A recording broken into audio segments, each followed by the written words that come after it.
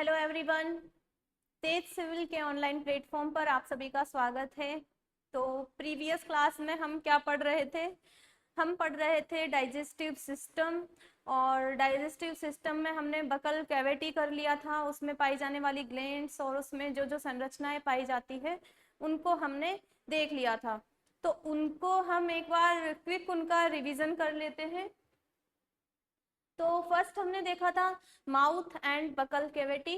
Mouth क्या होता है? जो लिप्स से घिरी हुई जो संरचना होती है उसे हम माउथ कहते हैं, जिसके द्वारा हम भोजन को अंदर ग्रहण करते हैं। उसके बाद बकल कैविटी आती है। बकल कैविटी क्या होती है? जो अपर जो और लोअर जो के बीच में जो गुहानुमा जो संरचना पाई जाती है उसको हम कहते हैं बकल कैविटी। और जो बकल कैविटी है उसमें क्या क्या पाया जाता है? उसमें पाया जाता है जीभ और दांत। जो जीभ होती है उसमें स्वाद कलिकाएं पाई जाती है, टेस्ट बड्स। आगे वाले भाग में मीठे स्वाद के लिए और पिछले वाले भाग में कड़वे स्वाद का आभास कराने वाली स्वाद कलिकाएं पाई जाती है। साइड वाले पार्ट में जो खट्टा स्वाद है उसका आभास कराने वाली स्वाद कलिकाएं पाई जाती है। नेक्स्ट हम क्या देखेंगे? टीथ। टीथ में हमने क्या देखा कि जो मनुष्य के दांत है वो कैसे होते हैं? विषम दंती, जिन्हें हिंदी में इंग्लिश में कहा जाता है हेटेरोडोंट, मतलब अलग अलग प्रकार के होते हैं। इंसीजर, कैनाइन, प्रीमोलर और मोलर, कृंतक, रदनक, अग्रचवर्णक और चवर्णक। जो इंसीजर होते हैं वो क्या काम करते हैं? वो कटिंग का काम करते हैं।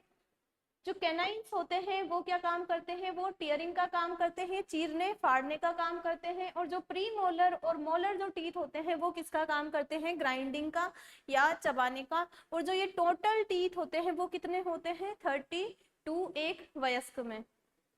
इसके बाद हमने क्या देखा था? इसके बाद हमने देखा डेंटल फॉर्मूला। और डेंटल फॉर्मूले को देखने के लिए हमने जो जबड़ा है उसका भी लोअर जो लिया और उसका भी हमने आधा पार्ट लिया और उसी के अकॉर्डिंग हमने ये जो डेंटल फॉर्मूला है उसको बनाया। फर्स्ट हमने क्या देखा? वयस्क में इंसीजर 2/2, अपर जो में 2, लोअर जो में 2, हाफ अपर जो में 2 और हाफ लोअर जो में 2। फिर केनाइन में 1/1, प्रीमोलर 2/2 और जो मोलर है 3/3। इन सबको हमने जोड़ा। जोड़ने के बाद यहाँ पर आया 8, 8/8। और फिर क्योंकि ये हमने एक ही साइड का लिया है, हमको दूसरी साइड का भी लेना है, इसलिए हमने इसको 2 से मल्टीप्लाई कर दिया। तो आया 16 और 16, और 16 और 16 कितने होते हैं? 32। यहाँ पर हमें मैथ के फॉर्मूले नहीं लगाने हैं। फिर उसके बाद सेकंड हमने क्या देखा कि जो चाइल्ड्स होते हैं, बच्चे होते हैं, उनमें कितने दांत होते हैं? क्योंकि बच्चों में क्या होते हैं? अस्थायी दांत होते हैं उनमें। इसीलिए जो मनुष्य के जो दांत है उनका एक फीचर क्या है? डाइफायोडोंट, द्विबार दंती। तो इंसीजर कितने होते हैं? 2/2, केनाइन 1/1। प्रीमोलर बच्चों में नहीं होते हैं और जो मोलर है उसमें भी जो लास्ट वाला मोलर है, थर्ड मोलर टीथ है, वो उसमें बच्चों में नहीं होता है। तो अस्थायी दांत कितने हुए? अस्थायी दांत हुए 20। और इसके बाद हम स्थायी दांत भी देख लेते हैं। जो स्थायी दांत है, परमानेंट टीथ है, वो कौन से होते हैं? प्रीमोलर फर्स्ट और सेकंड। और जो मोलर वाला थर्ड टीथ है वो होता है स्थायी दांत। और ये टोटल कितने होते हैं? 12। और जो हाथी होता है, हाथी में क्या होता है? हाथी में जो ये गजदंत जो हाथी का होता है, गजदंत जो हाथी का होता है वो क्या होता है? टस्क उसको इंग्लिश में कहते हैं। जो वो अपर इंसीजर होता है उसका भी जो सेकंड इंसीजर होता है वो हाथी का गजदंत या टस्क होता है। उसके बाद हमने देखा दांत का एक और फीचर, और वो फीचर क्या है? गर्त दंती थीकोडोंट, जबड़ों की बनी हुई गर्त में हमारे दांत पाए जाते हैं। फिर हमने दांत की एक स्ट्रक्चर देखी जिसमें अपर पार्ट होता है क्राउन और जो लोअर पार्ट होता है वो क्या होता है? रूट। जो क्राउन होता है वो किसका बना हुआ होता है? डेंटिन प्रोटीन का। और जो ये टीथ है उसके ऊपर एक सफेद कलर की जो परत पाई जाती है वो किसकी बनी हुई होती है? वो इनेमल की बनी हुई होती है। और जो ये इनेमल है वो क्या होता है? हमारे शरीर का कठोरतम पदार्थ होता है, hardest part of our body. उसके बाद हमने क्या देखा कि बकल कैविटी में कौन कौन सी ग्लैंड्स पाई जाती है? सबसे पहले तो ग्लैंड्स क्या होती है ग्लैंड्स कोशिकाओं की बनी हुई ऐसी संरचना होती है जो अपने अंदर से कुछ पदार्थों का स्त्रवण करती है। जब हम अंतःस्रावी ग्रंथियां, बाह्य स्रावी ग्रंथियां पढ़ेंगे तब हम ग्लैंड्स को और डिटेल में स्टडी करेंगे। तो ग्लैंड्स जो कि कुछ पदार्थों का स्त्रवण करती है। तो यहाँ पर क्या है, यहाँ पर सेलिवारी ग्लैंड्स है, लार ग्रंथियां जिनको हम कहते हैं। और इसमें कौन कौन सी है, पैरोटिड, सबमैंडिबुलर, सबलिंगुअल। इनको आप बार बार रिवाइज करें, पैरोटिड, सबमैंडिबुलर, सबलिंगुअल। जो पैरोटिड होती है वो कहाँ पाई जाती है, चीक्स में। जो सबमैंडिबुलर होती है वो लोअर जो में, और सबलिंगुअल कहाँ पाई जाती है, टंग में। जो पैरोटिड होती है वो कौन सी होती है, वो होती है लार्जेस्ट ग्लैंड। इन सब जो लार ग्रंथियां हैं इनसे क्या स्त्रावित होता है, सलाइवा। और जो सलाइवा के जो कंपोनेंट्स है, सलाइवा में भी क्या क्या पाया जाता है, तो सलाइवा में पाया जाता है वाटर जो कि होता है 99%। और उसके बाद यहाँ पर क्या पाया जाता है, म्यूकस। म्यूकस मीन्स श्लेष्मा हिंदी में। और इसके अलावा इसमें क्या पाए जाते हैं, एंजाइम्स। और एंजाइम्स में कौन से एंजाइम, लाइसोजाइम एंजाइम और टाइलिन एंजाइम। लाइसोजाइम एंजाइम क्या करता है, ये एंटी माइक्रोबियल होता है जो कि भोजन के साथ कोई भी बैक्टीरिया या रोगाणु जो आते हैं उनको डिस्ट्रॉय करने का काम करता है। फिर इसके बाद क्या, टाइलिन एंजाइम। टाइलिन एंजाइम क्या करेगा, पॉलीसेकेराइड को मोनोसेकेराइड में कन्वर्ट करने का काम करेगा। जो स्टार्च है उसको माल्टोज में कन्वर्ट करने का काम करेगा। और इसीलिए इसको क्या कहा जाता है, इसको कहा जाता है लारिय एमाइलेज एंजाइम। तो हमने यहां तक पढ़ लिया। अब इसके आगे हम देखते हैं, हम क्या देख रहे थे, हम देख रहे थे एलिमेंट्री केनाल। एलिमेंट्री केनाल के हम पार्ट वाइज स्टडी कर रहे थे। माउथ ले लिया, बकल कैविटी ले लिया, अब हम क्या लेंगे, फेरिंग्स। देखिए आप, हम बना रहे थे, ये ह्यूमन बॉडी हमने बनाई,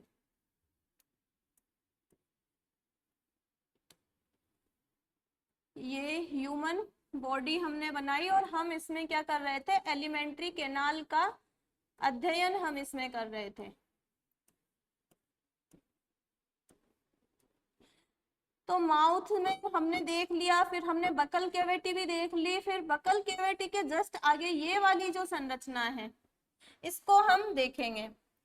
कौन सी वाली संरचना, ये वाला जो पोर्शन है, ये क्या है, ये है फेरिंग्स।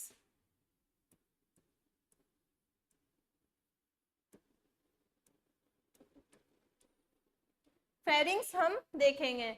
तो हमारी जो सेकंड पार्ट हम जो देखेंगे वो कौन सा है, वो है फेरिंग्स। और हिंदी में इसे क्या कहा जाता है, हिंदी में इसे कहा जाता है ग्रसनी। आप, फिर मैं कह रही हूँ कि आप इंग्लिश जो टर्म है वही याद रखें, फेरिंग्स ही आप याद रखें। अब ये फेरिंग्स क्या होती है, बकल कैविटी के आगे जो ये फेरिंग्स नुमा जो संरचना है इसमें क्या क्या होता है, तो इसको आप देखिए। ये फेरिंग्स जो होती है वो क्या होती है, कॉमन पाथ होती है। ये देखो यहाँ पर क्या है, नाक है, यहाँ पर नासा छिद्र है यहाँ पर। तो जब हम श्वास लेते हैं तो वो जो श्वास जिस पाइप के थ्रू, जिस नलिका के थ्रू हमारे अंदर जाता है तो वो भी इसी जगह उपस्थित रहती है।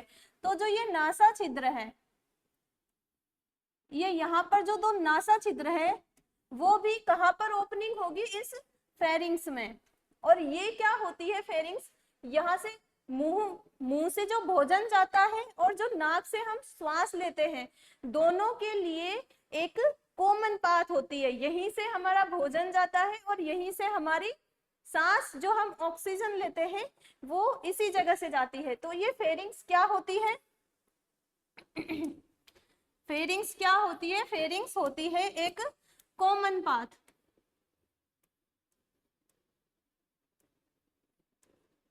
कॉमन पाथ होती है। कॉमन पाथ मीन्स कि ये किसके परिवहन का काम, किसको अपने अंदर कॉमन पाथ किसके लिए करती है, एयर के लिए और फूड के लिए।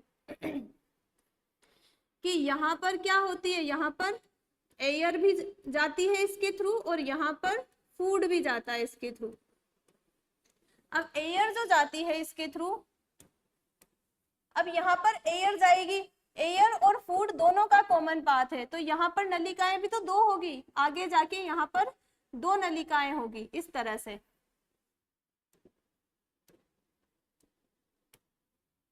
यहाँ पर क्या होगी, दो नलिकाएं। ठीक, ये नलिकाएं हैं और ये मैंने जो बनाई है ये आगे, ये कौन सी नलिका है, ये है ईसोफेगस। आपको समझ में आना चाहिए। फेरिंग्स मैंने बनाई और मैंने बोला कि ये एक कॉमन पाथ है, भोजन जो हम लेंगे वो भी इसी पाथ से जाएगा, और जो ये हम नाक के द्वारा श्वास लेते हैं वो भी इसी पाथ से जाता है। अब आगे क्या है, आगे मैंने ईसोफेगस बना दी जो कि भोजन वाली है। ईसोफेगस के ही जस्ट साइड में, ये जो मैं साइड में बना रही हूं ये क्या है, ये है श्वास नली, ट्रेकिया है ये। तो यहाँ पर मैंने दो नली बना दी है जिनको मैं नाम दे रही हूँ। फर्स्ट तो है, ये तो है, ये वाली जो नली है उसका नाम क्या है, ईसोफेगस।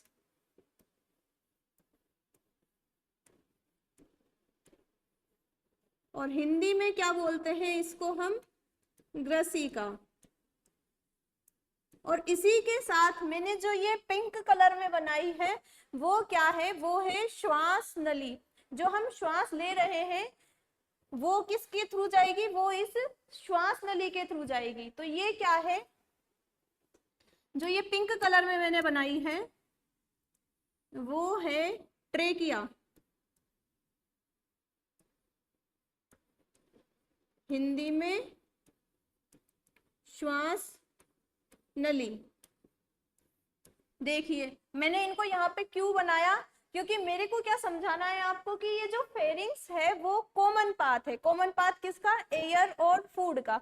तो यहाँ तक तो ये कॉमन पाथ है, फिर उसके बाद एयर का पाथ अलग हो जाता है और फूड का पाथ अलग हो जाता है। तो जब हम खाना खाते हैं तो हो सकता है ना, जब हम खाना खाए तो जो भोजन है वो हमारी ईसोफेगस में जाने की बजाय इस ट्रेकिया में चला जाए, क्योंकि दोनों का कॉमन पाथ है, ऊपर से तो एक साथ आ रहे हैं दोनों, मींस भोजन भी आ रहा है और श्वास भी आती ही है। तो जो भोजन है वो ट्रेकिया में ना जाए, श्वास नली में ना जाए, इसीलिए ये जो ट्रेकिया है इसके ऊपर एक ढक्कन पाया जाता है। ट्रेकिया के ऊपर क्या पाया जाता है, यहाँ पर एक ढक्कन नुमा संरचना पाई जाती है और इसको क्या कहा जाता है, इसको कहा जाता है इपीग्लोटिस। इसको क्या कहा जाता है,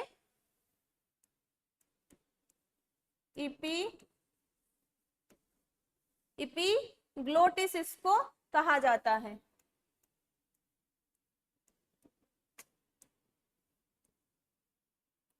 इपीग्लोटिस, इपीग्लोटिस इसको कहा जाता है।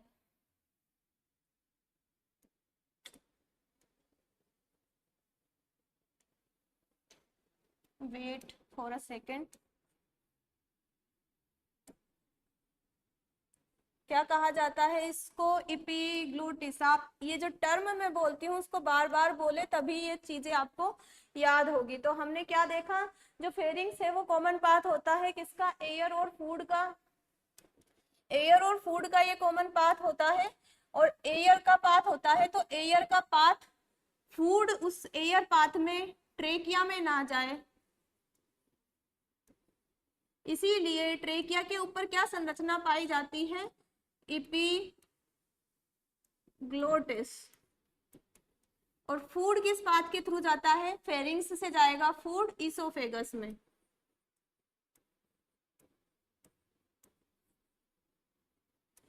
ठीक, तो हमने ये देखा फेरिंग्स का। अब फेरिंग्स हमने देख लिया, अब नेक्स्ट जो है, फेरिंग्स के बाद भोजन किस में जा रहा था, फेरिंग्स के बाद आगे जो भोजन जा रहा है वो जा रहा है ईसोफेगस में।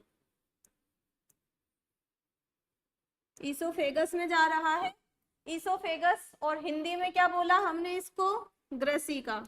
आगे मैं ये सारे पार्ट आपको बता चुकी हूँ। हिंदी में इसे कहा जाता है ग्रसिका।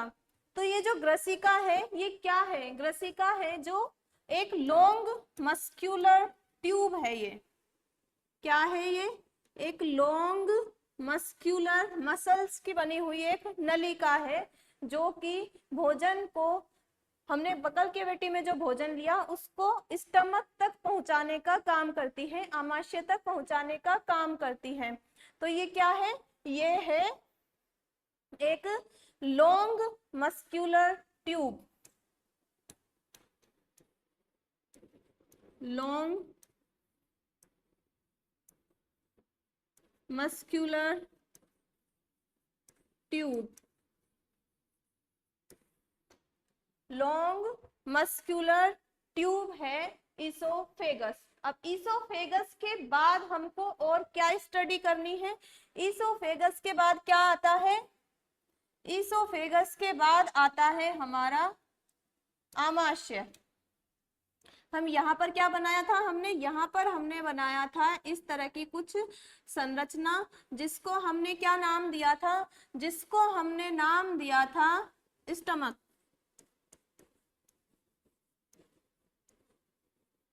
और हिंदी में इसे कहा था आमाशय। तो अब नेक्स्ट हमको फोर्थ नंबर पर क्या देखना है? फोर्थ नंबर पर हमको देखना है स्टमक।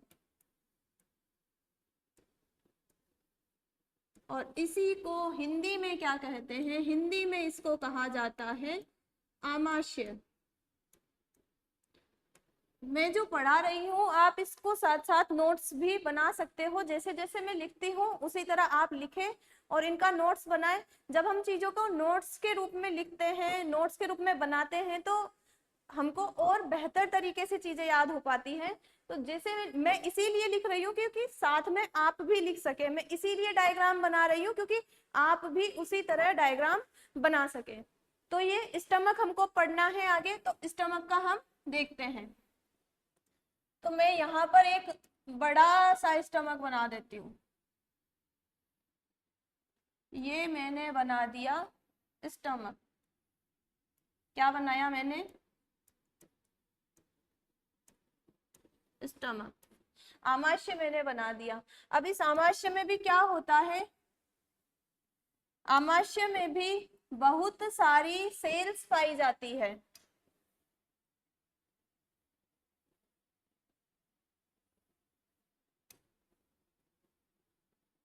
क्या पाई जाती है आमाशय में? आमाशय में भी जो इसकी ये दीवार है, इसकी जो ये भित्ति है, इस पर क्या पाई जाती है? बहुत सारी सेल्स पाई जाती है जो कि कोई ना कोई पदार्थ का सिक्रेशन करती है।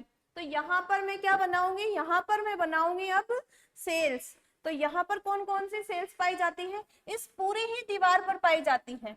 पूरी ही दीवार पर यहाँ पर सेल्स पाई जाती है। तो अब मैं सेल्स बनाती हूँ यहाँ पर। तो ये मैंने, क्योंकि एक एक करके ही मैं आपको ये सेल्स बता रही हूँ, तो मैं 4 तरह की सेल्स बनाऊंगी मैं। और ये 4 तरह की सेल्स ये नहीं है कि मैंने जिस पर्टिकुलर पार्ट में बनाई वहीं पर पाई जाती है, ये पूरी ये जो दीवार है इस पर पाई जाती है। तो मैंने फर्स्ट सेल बनाई, इसका क्या नाम है? फर्स्ट सेल जो मैंने बनाई वो है म्यूकस सेल।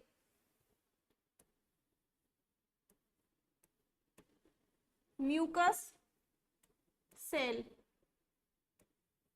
ये जो म्यूकस सेल है वो क्या करेगी? म्यूकस सेल करेगी म्यूकस का स्त्रवण। Mucus means श्लेष्मा।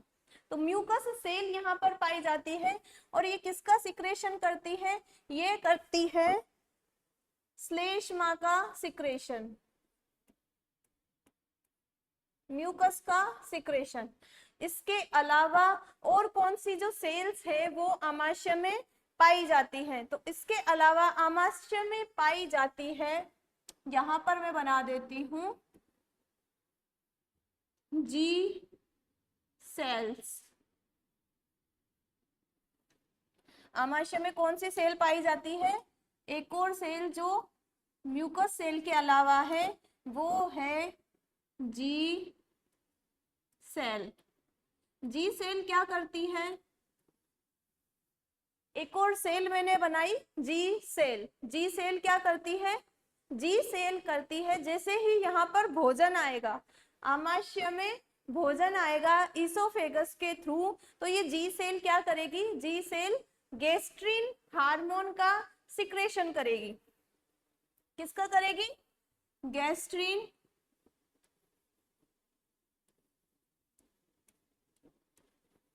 Gastrin hormone. याद रखें, यहाँ पर मैंने हार्मोन लिखा है, यहाँ पर मैंने क्या लिखा है? हार्मोन। यहाँ पर मैंने एंजाइम नहीं लिखा है, ये क्या है? हार्मोन।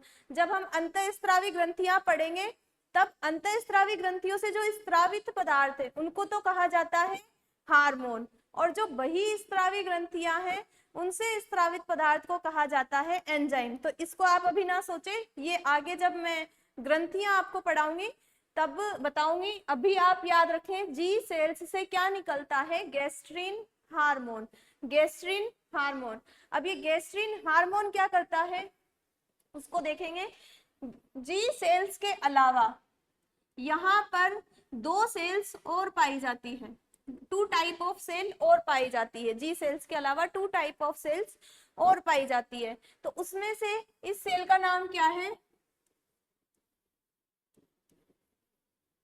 पेराइटल सेल्स या ऑक्जेंटिक कोशिका। पेराइटल सेल्स या ऑक्जेंटिक सेल। और एक और जो सेल है वो कौन सी है?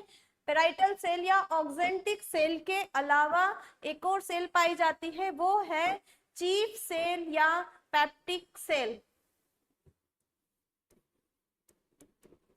चीफ या पेप्टिक सेल।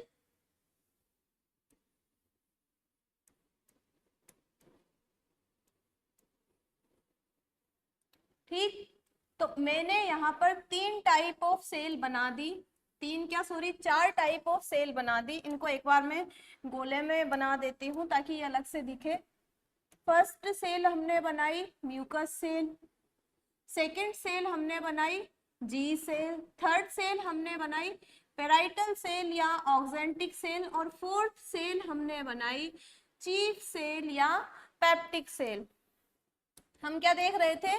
जी सेल्स ने क्या बनाया? Gastrin hormone. भोजन के आने पर, फूड के आने पर जी सेल्स एक्टिव हुई और इन्होंने क्या बनाया? Gastrin hormone. अब ये गैस्ट्रिन हार्मोन आगे क्या करेगा?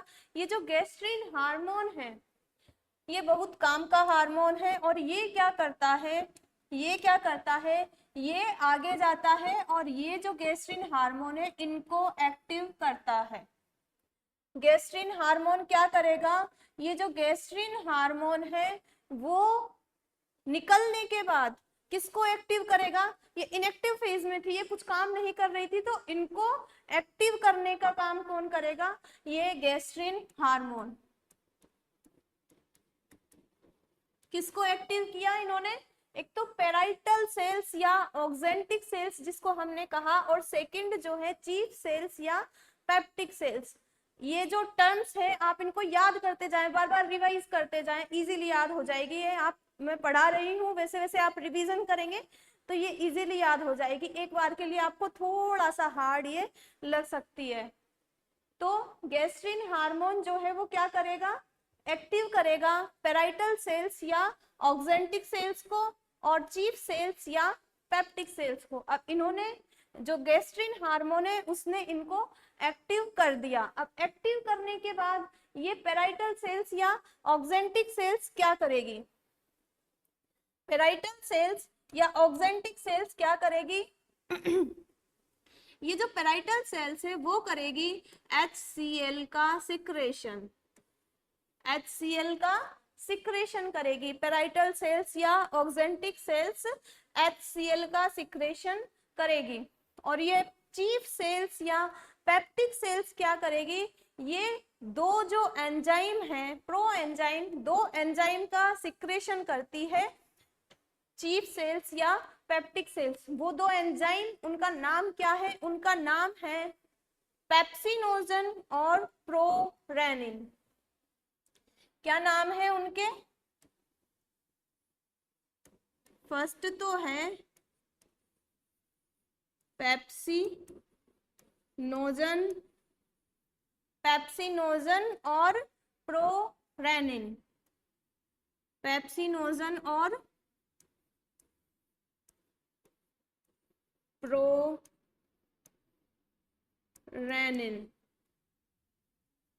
पेप्सिनोजन और प्रोरेनिन। तो इसने इनको एक्टिव किया पेराइटल सेल्स ने या ऑक्जेंटिक सेल्स ने बनाया HCl, और जो चीफ सेल्स या पेप्टिक सेल्स हैं इन्होंने क्या बनाया?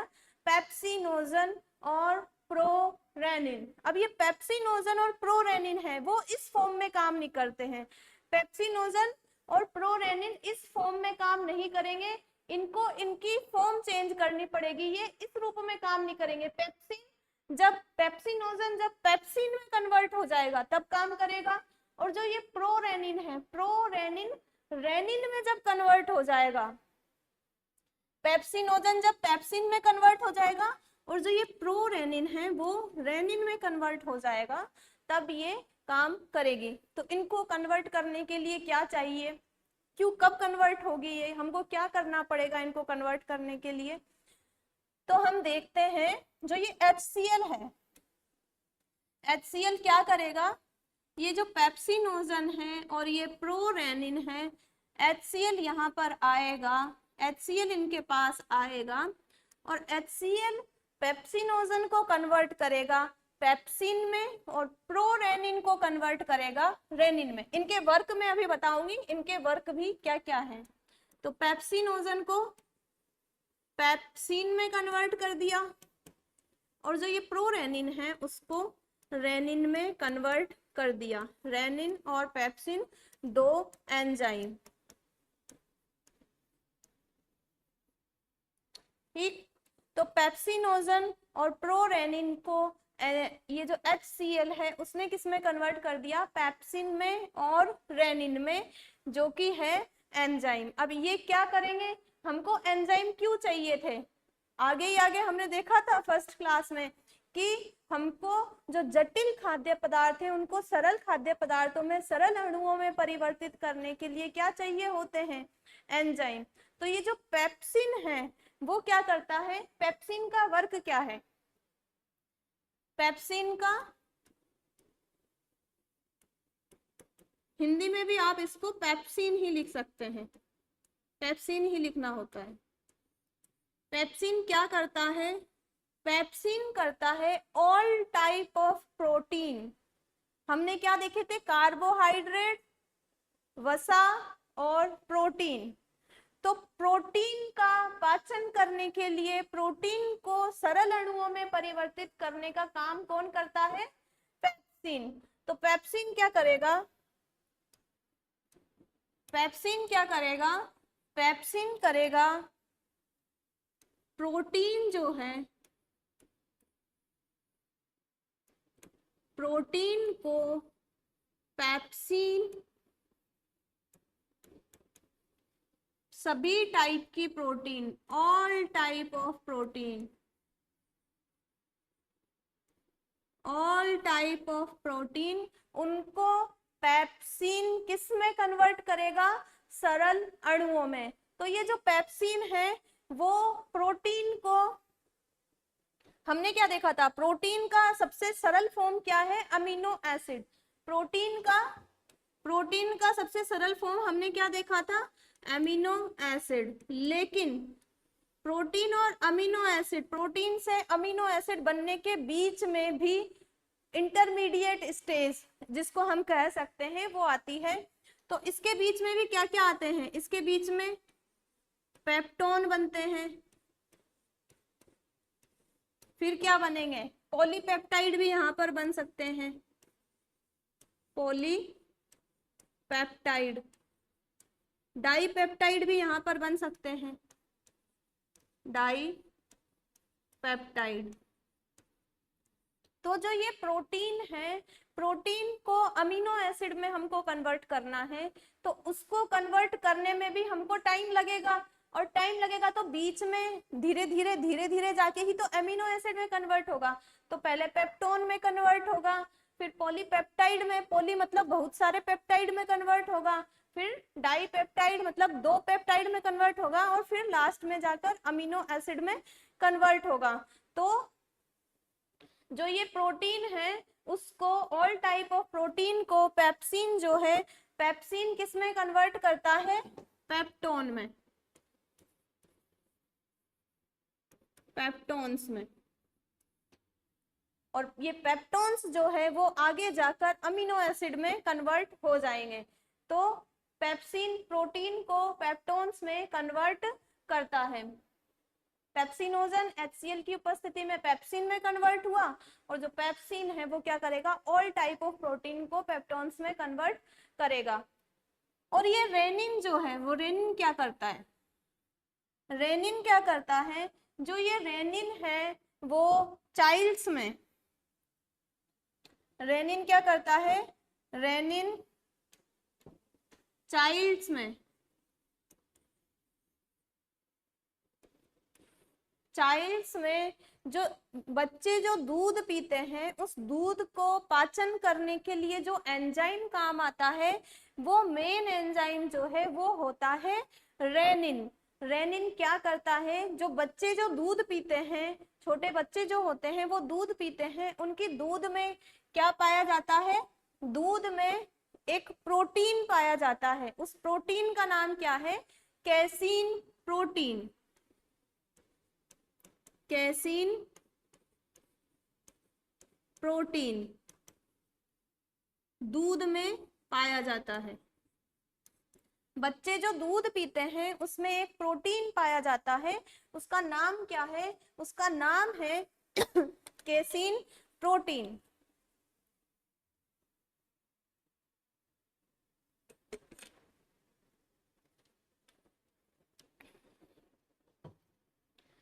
तो रेनिन क्या करेगा?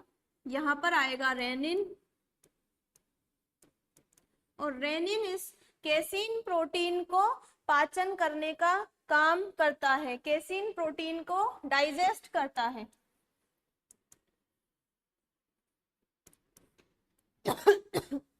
कैसीन प्रोटीन से ये बनाएगा अमीनो एसिड।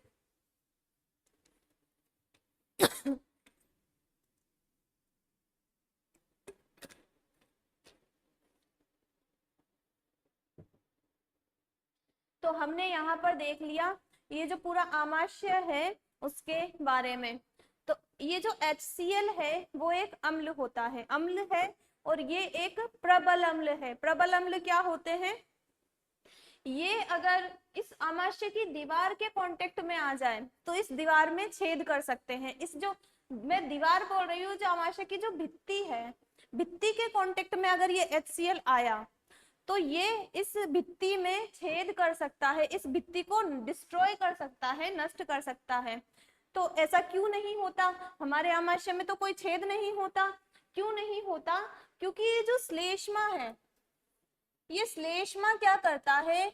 ये श्लेष्मा आमाशय की दीवार पर एक परत बना लेता है, पूरी आमाशय की दीवार पर एक परत बना लेगा ये। और इस परत की वजह से ये जो HCl है वो आमाशय की भित्ति के कांटेक्ट में नहीं आता, और इस वजह से हमारी जो आमाशय की भित्ति है उसमें छेद नहीं होता।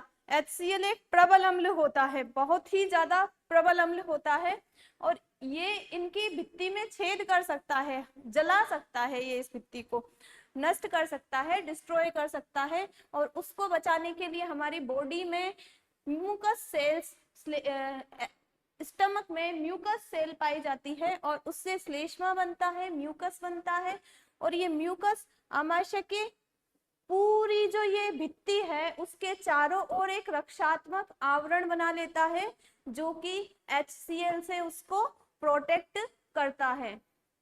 क्योंकि ये HCl जो है वो क्या है? HCl है अम्लीय। HCl क्या है? एक अम्ल है।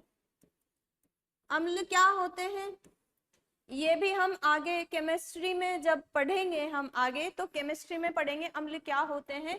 अम्ल जो होते हैं वो नीले लिटमस पत्र को लाल कर देते हैं, सामान्यतया स्वाद में खट्टे होते हैं। और इनका जो मापन है कि ये प्रबल अम्ल है दुर्बल अम्ल है, वो कैसे किया जाता है, वो किया जाता है, अम्ल का मापन किया जाता है पीएच स्केल के थ्रू। पीएच स्केल क्या होता है, पीएच स्केल में माप होते हैं, इसमें क्या माप होते हैं, पीएच स्केल में 1, 7 और 14, 1 से लेकर जो 7 तक अगर किसी का माप आ जाता है पीएच स्केल में, किसी की नंबरिंग 1 से लेकर 7 तक हो जाती है, pH means power of hydrogen. ये आप केमिस्ट्री में और डिटेल में पढ़ेंगे, अभी मैं इसीलिए बता रही हूँ क्योंकि HCl अपने आया है, HCl एक अम्ल है और HCl प्रबल अम्ल है। ये हमने कैसे देखा, हम पीएच स्केल में उसका मान देखते हैं HCl किस नंबर पे आता है। तो पीएच स्केल में 1 से लेकर 7 तक और 7 से लेकर 14 तक हम मापते हैं। तो 1 से लेकर जो 7 तक होता है, अगर किसी का परिणाम जो है, किसी का परिमाण जो है वो 1 से लेकर 7 तक आता है तो वो होता है अम्ल, और 7 से लेकर 14 तक आता है तो वो होता है क्षार। और जो 7 है वो क्या होता है, उदासीन के लिए हम इसको यूज लेते हैं। 10th क्लास में भी आपने पढ़ा होगा पहले पीएच के बारे में, पीएच स्केल के बारे में। तो जो ये HCl है वो प्रबल अम्ल होता है क्योंकि इसकी पीएच कितनी होती है, इसकी पीएच 1.5 से 3.5 के बीच में होगी।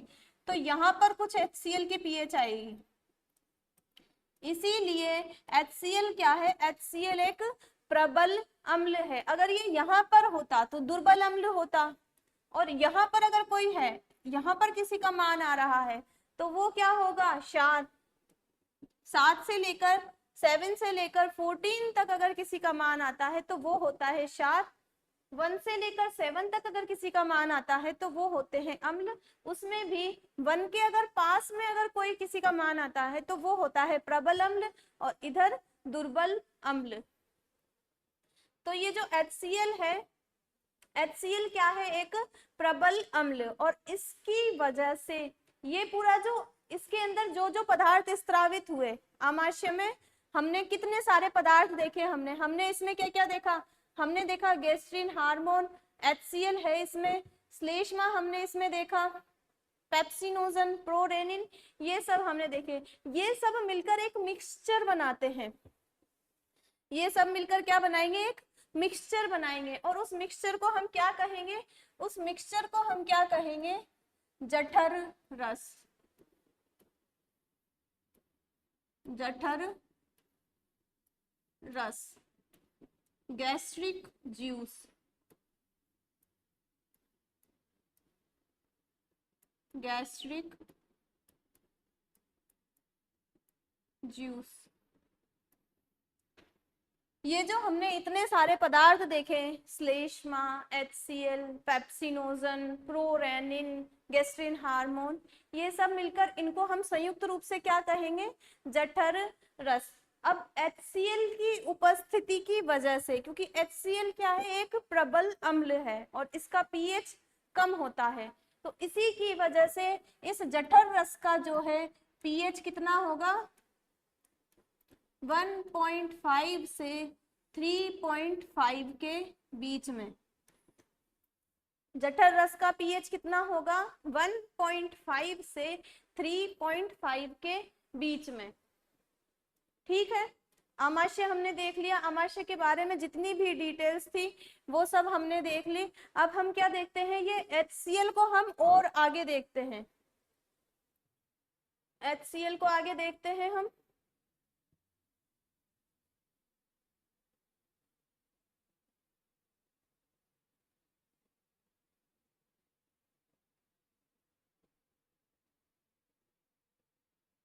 HCl देखते हैं। HCl। HCl के और क्या क्या फंक्शन होते हैं? HCl का क्या फंक्शन है? फर्स्ट फंक्शन तो आपको याद ही होगा, क्या बताया था हमने कि ये पेप्सिनोजन और प्रोरेनिन पर वर्क करता है और उनको पेप्सिन और रेनिन में कन्वर्ट करता है। तो इसका फर्स्ट फंक्शन क्या है? पेप्सिनोजन और प्रोरेनिन, इनको किस में कन्वर्ट करेगा? पेप्सिन और रेनिन में। पेप्सिन और रेनिन में ये अलग अलग रिएक्शन है। यहाँ पर मैं इनका HCl का फंक्शन बता रही हूँ, इसीलिए मैंने इनको साथ में लिख दिया। तो HCl का फर्स्ट वर्क तो क्या है? पेप्सिनोजन और प्रोरेनिन को पेप्सिन और रेनिन में कन्वर्ट करना। इसके अलावा सेकंड क्या है इसका फंक्शन? ये क्या करेगा? हम जो अभी पढ़ रहे हैं वो क्या कर रहे हैं? पाचन पढ़ रहे हैं। तो ये पाचन का जो माध्यम है, डाइजेशन का जो मीडियम है, डाइजेशन के मीडियम को क्या बना देगा? ये अम्लीय बना देगा।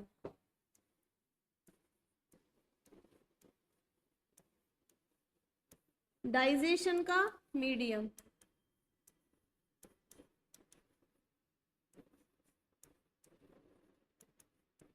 उसको क्या बना देगा? ये अम्लीय। अम्लीय क्योंकि हमने देखा था कितनी पीएच है, 1.5 से 3.5 पीएच हमने देखी थी। और ये पीएच अम्ल की है क्योंकि अम्ल की पीएच कितनी थी? 1 से लेकर 7 तक जो बीच में जो पीएच आती है वो अम्ल की पीएच है। ये क्या करेगा? पाचन के माध्यम को अम्लीय बना देगा। अम्लीय बना देगा तो उससे क्या होगा? हम जो भी एलिमेंट्री कैनाल में जो भी एंजाइम निकल रहा है वो एक पर्टिकुलर पीएच पर काम करता है। कोई अम्लीय पीएच पर काम करता है, कोई क्षारीय पीएच पर काम करता है। तो यहाँ पर जो ये दो एंजाइम हमने देखे, पेप्सिन और रेनिन, ये क्या करते हैं? ये अम्लीय पीएच पर काम करते हैं। अगर अम्लीय पीएच नहीं होगी तो ये काम नहीं करेंगे। तो इनको काम करवाने के लिए, इनसे प्रोटीन को पेप्टोन्स में परिवर्तित करने के लिए, एमिनो एसिड्स में परिवर्तन करने के लिए, केसीन पर रेनिन की क्रिया करवाने के लिए जो माध्यम चाहिए होगा इनको, वो होगा अम्लीय माध्यम। तो ये पाचन के माध्यम को अम्लीय बना देता है HCl। इसके अलावा HCl क्या करता है? इसके अलावा हमारे भोजन में अगर कोई भी हार्मफुल बैक्टीरिया आ जाते हैं, हार्मफुल बैक्टीरिया अगर आते हैं, हार्मफुल बैक्टीरिया को भी ये क्या करेगा? डिस्ट्रॉय कर देगा। वैसे तो हमने क्या देखा था, बकल कैविटी में जब हम लाइसोजाइम एंजाइम पढ़ रहे थे तो लाइसोजाइम एंजाइम भी क्या करता था? एंटी माइक्रोबियल एंजाइम था और इसी तरह हार्मफुल जो बैक्टीरिया है उनको नष्ट करने का काम कर रहा था। तो इसी प्रकार ये जो HCl है, अगर कोई फिर भी आ जाता है अंदर तो ये HCl हार्मफुल जो बैक्टीरिया है उनको डिस्ट्रॉय करने का काम करेगा। और इसके अलावा और क्या काम करता है ये HCl? HCl के फंक्शन और क्या है? अगर हमारे फूड में कोई भी अस्थि या कैल्शियम युक्त कोई भाग आ जाता है, बोन लाइक बोन बोन के टुकड़े आ जाते हैं या फिर कोई कैल्शियम की संरचना आ जाती है, कैल्शियम से रिलेटेड कोई पार्ट आ जाता है, कैल्शियम युक्त कोई भाग आ जाता है, तो उनको भुलाने का काम करता है ये। अगर HCl नहीं होगा तो वो आमाशय में घुलेंगे नहीं। तो फूड में अस्थि,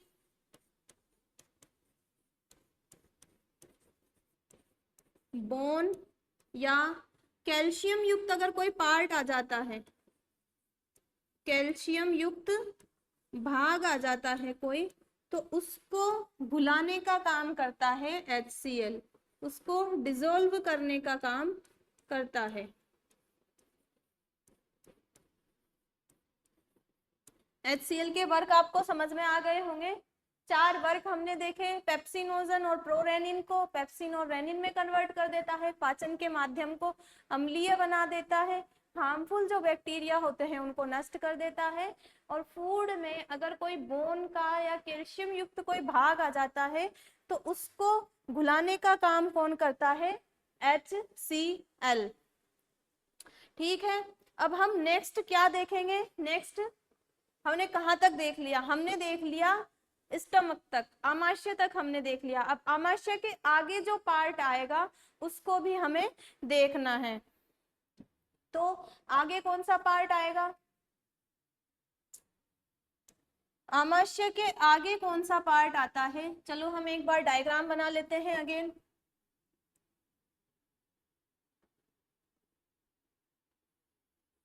ये हम एक और बार डायग्राम, चलो इसको बीच में बनाते हैं, काम आएगा ये।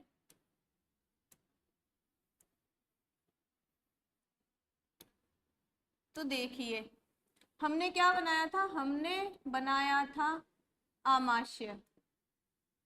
आमाशय को हमने अभी देख लिया, स्टमक को हमने देख लिया। फिर स्टमक जो आगे जो एक ट्यूब लाइक स्ट्रक्चर बनाता है उसको हमने क्या कहा था? उसको हमने कहा था छोटी आंत। छोटी आंत हमने उसको कहा था। तो ये है स्टमक, और स्टमक के आगे छोटी आंत, और ये छोटी आंत भी आगे जाके ट्यूबुलर फॉर्म में बहुत ही कुंडलित नलीनुमा संरचना में कन्वर्ट हो जाती है।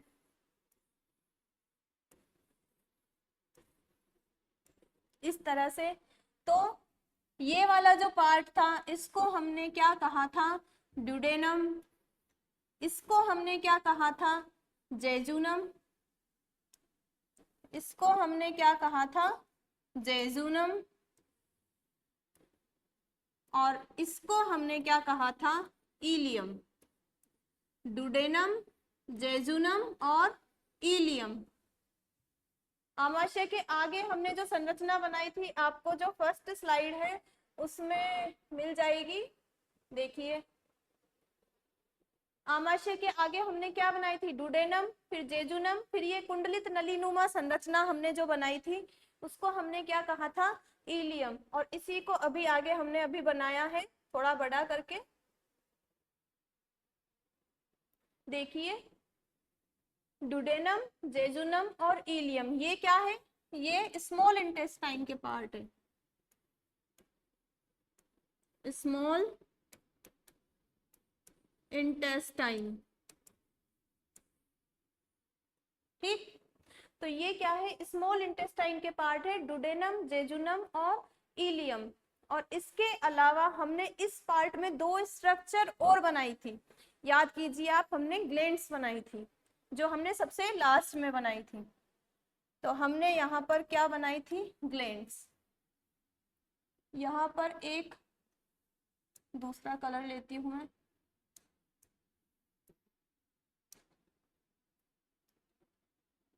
यहाँ पर हमने बनाई थी ग्लैंड्स। ये हमने बनाया लीवर, और लीवर के अंदर ही हमने क्या बनाया था? गॉल ब्लेडर और ग्लोल ब्लेडर। और फिर यहाँ पर हमने क्या बनाई थी? यहाँ पर हमने एक संरचना बनाई थी जिसको हम कहते थे पैनक्रियास। जिसको हमने क्या कहा? पैनक्रियास। ये पीछे से जा रही है।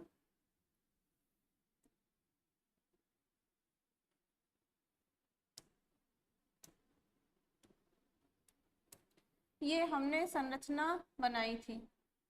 ठीक है, तो इनके भी नामकरण हम कर देते हैं। ये हमने क्या बनाया था? लीवर। समझ में आ रहा है आपको? ये लीवर बनाया था और ये पैनक्रियास बनाया था। लीवर, और लीवर के आगे ही हमने क्या बनाया था? Gall bladder.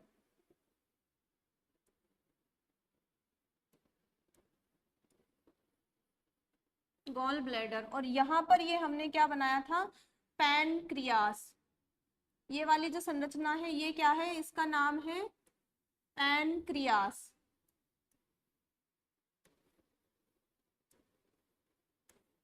अब हमको इनको डिटेल में स्टडी करना है। Liver, gall bladder, pancreas, duodenum, jejunum और इलियम। तो ये जो लीवर है, लीवर क्या करता है? लीवर क्या करता है इसको हम यहाँ पर देखते हैं। लीवर बाइल जूस बनाता है। लीवर भी किसी न किसी पदार्थ का सिक्रेशन करेगा। तो लीवर से, यकृत से जो पदार्थ सिक्रेट होता है उसको क्या कहा जाता है? उसको कहा जाता है bile juice. Bile juice. Hindi में इसे कहा जाता है पित्त रस। हिंदी में इसे क्या कहा जाता है? पित्त रस। बाइल जूस को हिंदी में क्या कहा जाता है? पित्त रस। सॉरी, ये थोड़ा इसी तरह से लिखने में आएगा।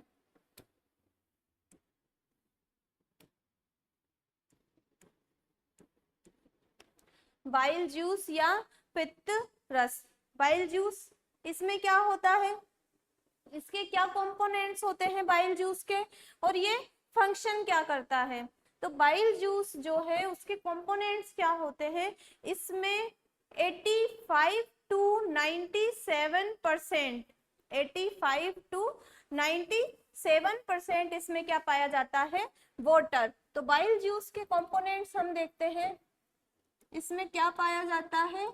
85 to 97% इसमें वाटर पाया जाता है। क्या पाया जाता है? 85 to 97% इसमें वाटर पाया जाता है बाइल जूस में। इसके अलावा इसमें क्या पाया जाता है? इसके अलावा इसमें बाइल साल्ट्स पाए जाते हैं, पित्त लवण पाए जाते हैं। क्या पाए जाते हैं बाइल जूस में? बाइल साल्ट,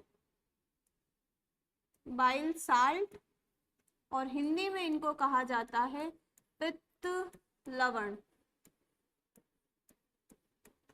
ये इस बाइल जूस के कंपोनेंट्स होते हैं। आप गौर कीजिएगा, इसमें बाइल जूस में कोई भी एंजाइम नहीं पाया जाता है।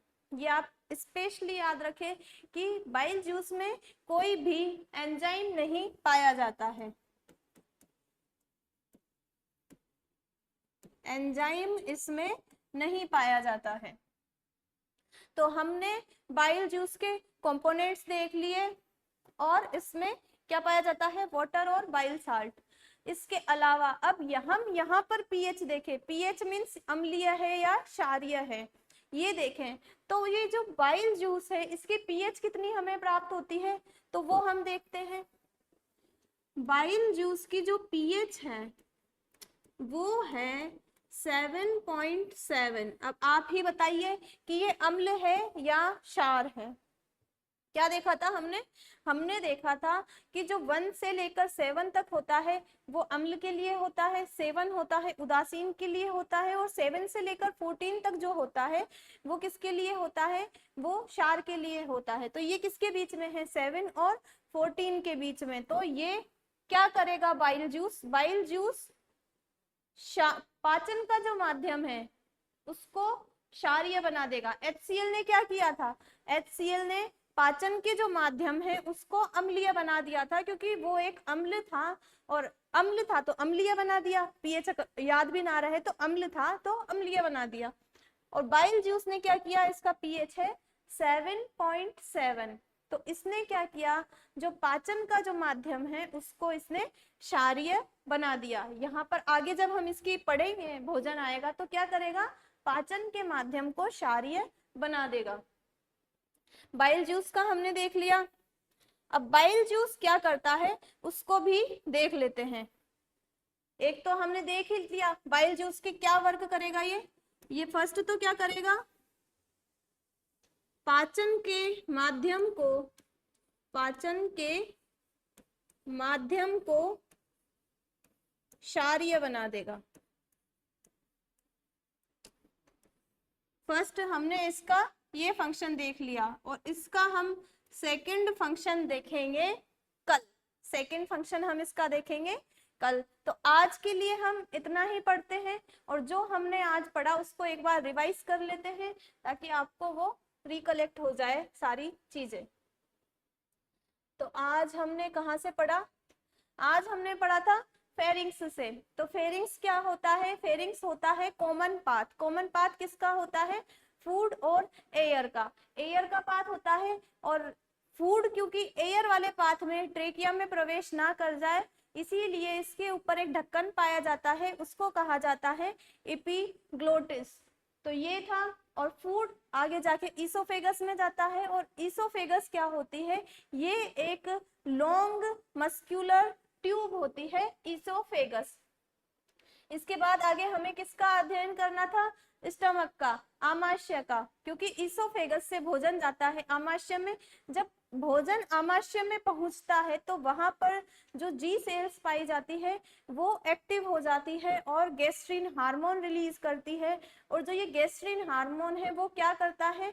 यहाँ पर दो अदर सेल्स पाई जाती है, पेराइटल सेल्स या ऑक्जेंटिक सेल्स और चीफ सेल्स या पेप्टिक सेल्स। इनको वो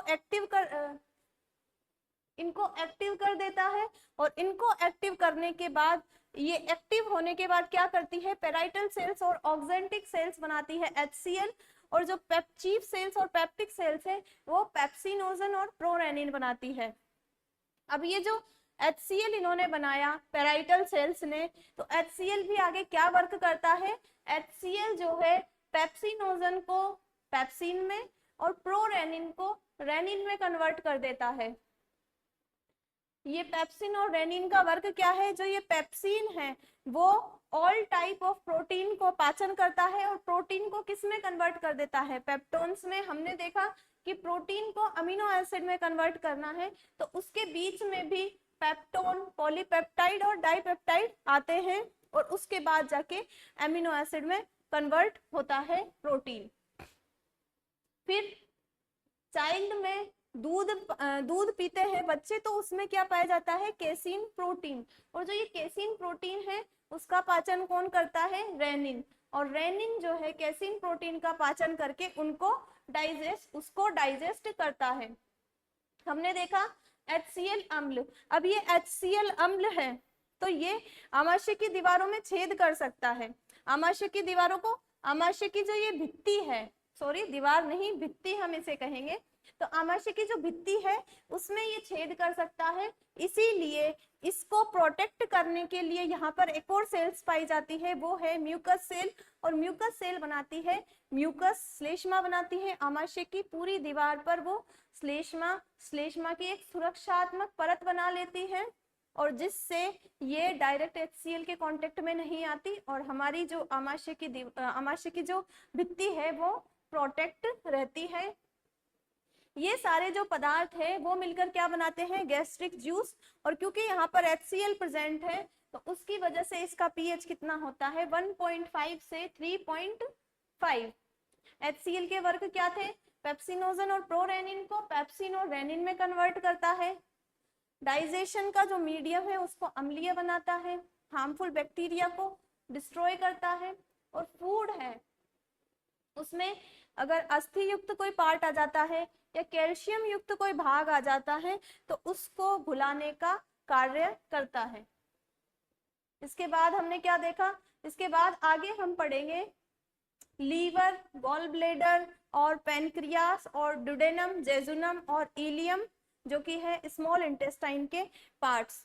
तो जो लीवर है, लीवर से क्या निकलता है? लीवर भी एक ग्रंथि है और ये कोई ना कोई पदार्थ का सिक्रेशन करेगी। तो ये करती है बाइल जूस का सिक्रेशन, हिंदी में उसे कहा जाता है पित्तरस। बाइल जूस में क्या होता है? 85 to 97% उसमें वाटर पाया जाता है। बाइल साल्ट्स उसमें पाए जाते हैं। एक बात ध्यान रखने की है कि उसमें कोई भी एंजाइम नहीं पाया जाता है। pH कितना होता है? 7.7। इसका एक फंक्शन हमने देख लिया कि ये पाचन के माध्यम को क्षारीय बनाएगी। क्षारीय बनाएगी इसका मीन हमको क्या समझ में आता है कि आगे जो भी एंजाइम आएंगे वो क्षारीय माध्यम में क्रिया करेंगे। अब इसका नेक्स्ट फंक्शन हम देखेंगे कल। आज के लिए इतना ही। Thank you.